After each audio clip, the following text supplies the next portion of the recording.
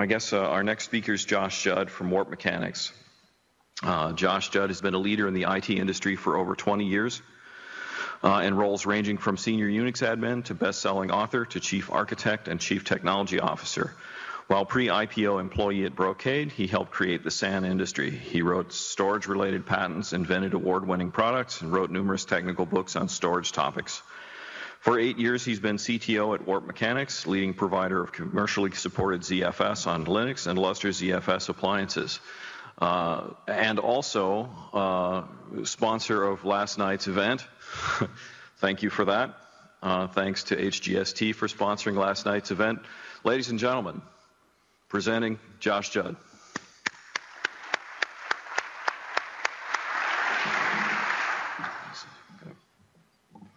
Push the button. Sorry, I have to push what now? You don't have to push it. Okay, so I am continuing Warp's tradition of donating our sponsor speaking slot to a technical topic. This is only 15 minutes, so it's going to be an overview of this technical topic. If this turns out to be something you're really interested in doing, stop by, give me a card, or go to the Oak Ridge Lustre ecosystem event, at which I have a longer speaking slot for the same topic. So I will get into much more technical detail in Hanover, Maryland, apparently. So at the end of July. So last year, I talked at the ecosystem event about data at rest encryption and how you could do this in an open manner without buying anything from Warp or anybody else, but using a software approach. And the software approach has the advantage of being, free. That's always a plus, and it works with anybody's hardware, but it doesn't have the best possible performance characteristics. And being high performance computing guys, we sometimes care about that. So particularly if you have an IOPS intensive workload or are trying to encrypt your metadata as well as your data, the software approach may not be for you. The hardware data at rest encryption method historically required very expensive proprietary hardware and vendor locked. You couldn't just take your encrypted data from an XYZ vendor array and move it easily over to a different vendor if you decided you didn't like your vendor. It was kind of hard to get your data back if the vendor screwed up. So now we can use open standard based self-encrypting hard drives that don't have any performance penalty at all. In fact, these drives encrypt all data all the time, no matter what. There is no unencrypted performance characteristic of them. On the other hand, you still have to be able to manage them. You have to not lose your encryption keys. You have to not forget how to unlock the drives.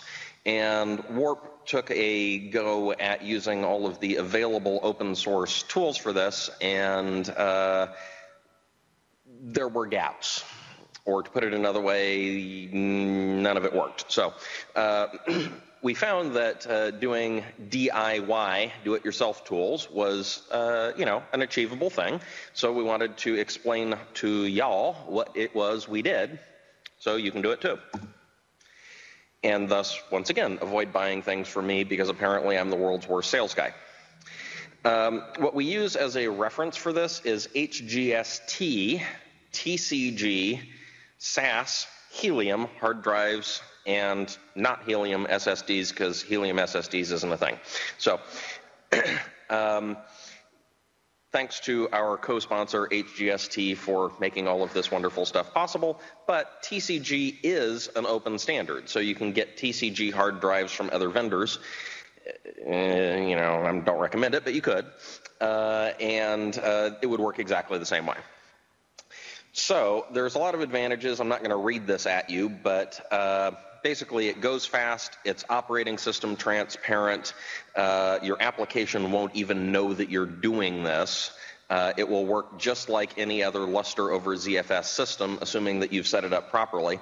You just have to unlock the system when you power it on, and if you reboot something at some point, well, if you reboot servers, you won't have to do anything. If you power cycle JBODs or jack hard drives, you have to unlock them once you get done doing that. But other than that, it works just exactly like any other Lustre over ZFS system. There's also the bulk data encryption, or BDE standard. Functionally, that can be made to work the same way, but you essentially have to write two completely separate management tools because BDE does things differently. So just be aware, if you're trying to manage both SATA encrypted drives and SAS encrypted drives, you're kind of doubling your headache. So functionally, we said, what does the tool have to do? First, it has to notice if the drive supports encryption. If you send SAS encryption manipulation commands to a drive that doesn't support it, then you tend to do things like knock the drive over and it stops talking. So you will have to have some sort of a handshaking mechanism to figure out if the drive is going to support the encryption commands before you actually start sending them. Manage pins. The drives are not unlocked by full encryption keys. They're unlocked by relatively uncomplicated pin codes. But every single drive has one, or every single drive may have many. So you don't want to try to memorize thousands of pin codes, and you may not want to use the same pin code for every hard drive. Anyway, the point is the tool has to have some mechanism of collectively managing all of the drive pins under a master key. So that you can type one sysadmin command when you do an initial power on with one password, and the tool will do all the rest of it. It has to allow, once you've done that, for all directly connected servers to see the drives transparently. If each server had to have human intervention every time it rebooted to type a password, this would break high availability. If you had to not have a human involved and had the password stored on your server's hard drive, this would, kind of defeat the purpose of security, right? So somehow a human has to type a password, and it has to stay typed while the system is on, and only relock the drives when they lose power. Like if somebody tried to pull it out of a data center and walk away with it, you want it to be protected. Short of that, you want it to stay unlocked. You have to be able to manage the pins when a drive gets jacked out to replace it. You have to be able to handle the lock status. If somebody pulls it out and then puts the same drive back in, that's subtly different than the replacing a drive case. And of course, you have to be able to pull the status to make sure that your drives are in fact in the correct lock state for what your system's at. Anyway, this is kind of a functional description of what the tool was supposed to do. This is how we approached implementing that functional spec. I would say that anybody implementing management of these tools probably should do what's on the last slide. This slide is just our philosophy, our choice. First off, I'm a CLI guy. So there are certain things that we don't allow people to do to Lustre via our GUI. There's a school of thought that you want every function available in the GUI, and I respect that. We don't have format file system available as a button in the GUI. I don't want the guy who formats a Lustre file system to be the same guy who can only use a GUI, right? Yeah. Ideally, you format the file system once and it stays formatted, right? Or very rarely reformatted. So the same thing is true with Warp's encryption stuff. Setting up encrypted drives initially should happen once ever in your system. Even if you end up reformatting the file system once a week, you're still not going to have to redo the encryption. So if you made it really easy for somebody to fiddle with the encryption by putting a big red delete all my encryption keys button in a GUI, they could lock you out of your system. So the hypothetical rogue admin who quits and tries to, screw you on the way out the door, I would like it to not be easy for him to do his work. So everything we do is CLI for encryption. We decided to store the large number of drive pins in a container file and then encrypt that container file. Our tools can use any Linux utility to encrypt that file. So, if you have your own preferred mechanism of encrypting the passwords, let's say, you can use that. But, you can use anything up to and including clear text. I just wouldn't recommend it. But by storing all the pins in a single file, you can back up that file. You can replicate that file to other warp nodes. You can distribute the encrypted keys very easily via any mechanism you can think of. It's not even a very big file. So now, if your system gets destroyed and you have to put in a new controller or 4 new controllers per rack, if everything has smoke coming out of it at the same time, you can still very easily have these encrypted drive keys on a USB stick if you want. So you put in all new controllers, you scan the drives, it goes, oh my, they're encrypted. You point it at the file you just restored, now you can unencrypt it. Thus to avoid losing all of your data. So our utilities all accept a single password. That password unlocks the encrypted file, and then the utilities take it from there. The utilities spray the keys over all the drives and, run the annoyingly complicated low-level SAS commands to turn the drive's encryption up and down and so forth.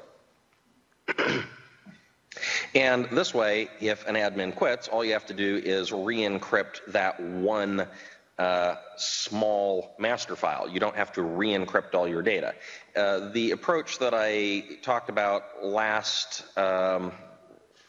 year, software encryption, if an admin quit, they could potentially know the encryption keys for the actual drives. With this approach, they can't know the encryption keys for the actual drives themselves. All they can know is the master password for unlocking, rather than the actual encryption keys for the drive. So you won't have to re-encrypt your data, you only have to re-encrypt your keys.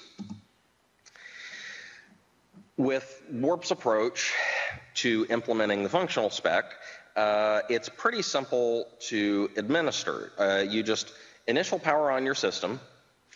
All TCG drives are encrypting by default, so all the data going onto the drives is encrypted. There's no way to not have it be encrypted. And they look just like any other drive to the system at this point. They're not locked. All we do in order to enable encryption is tell the drives, if you get pulled out, if you lose power, don't unlock yourself, right? So there isn't anything that we have to do to scramble the data on the drives. They come that way. So you can immediately create file systems, start writing data. It's encrypted. At some point in the process, you initialize drive locking. We provide a single simple tool, WMSE disk, that says turn on the drive protection, turn off the drive protection, lock drive, unlock drive, check drive, lock status, that kind of thing. So the third step on this thing, create pools in file systems, you can actually do that first if you want, or last, doesn't matter. So once you've got file systems, pools then file systems, and you've turned on encryption, you test it. Completely power down everything, power it back up, and oh my, you can't access any of your data. Yay! Just what I always like in a Lustre system. Cannot access any of my data. At that point, you send a WMSE disk command, type in your password, then you can mount your file systems. Voila, it works. And that's it. Honestly, that's just the 10,000-foot view of how it works. If you actually want to implement it, if you want to see example code of what goes on in that WMSE disk tool, or talk about how you could implement this in your environment, feel free to stop by our booth or send me an email or come to the Oak Ridge ecosystem thing in July. And that is all.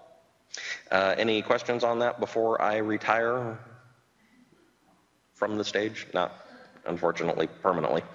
That'd be nice, but no. Going once, going twice, going to get some coffee. Okay, thank you. Thanks, Josh.